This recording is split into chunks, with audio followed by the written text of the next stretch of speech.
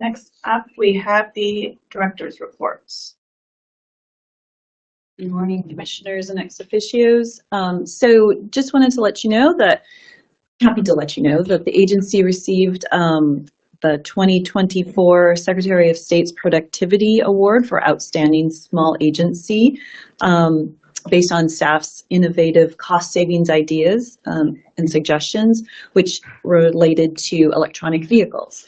And just a little information about the Productivity Board, which is part of the Secretary of State's office.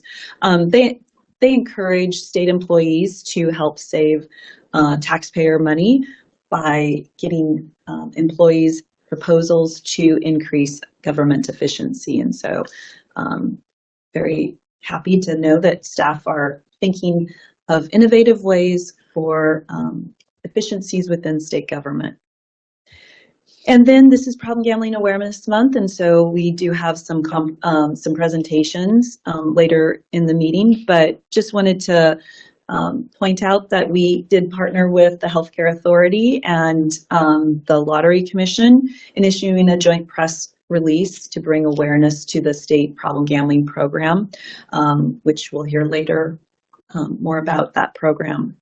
We also had a disordered gambling advisory work group meeting this week, and so I just wanted to give you an update on that, but for just a reminder about what and how this work group came about.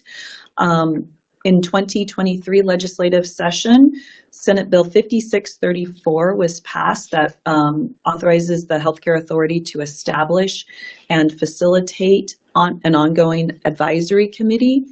And that committee then is to hold quarterly meetings, and their focus is to track the progress of the recommendations by the Problem Gambling Task Force that was set out legislatively in 2019. And that task force then issued their findings and recommendations to the legislature in 2022.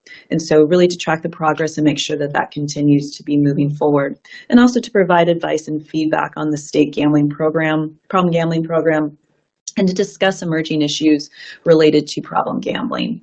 And the Gambling Commission is a required member of the work group as outlined in the statute. So at this spring 2025 work group meeting, discussion included hearing from the Healthcare Authority as to the progress that they have made in recruiting and training more certified gambling counselors in the state. Because the task force findings indicated that there were some underserved areas in Washington.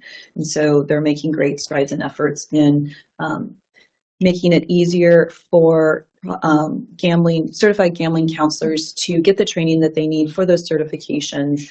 And if I recall correctly, I think Evergreen Council on Problem Gambling is also very closely aligned with working to facilitate and make sure that we're trying to get more certified counselors in the state.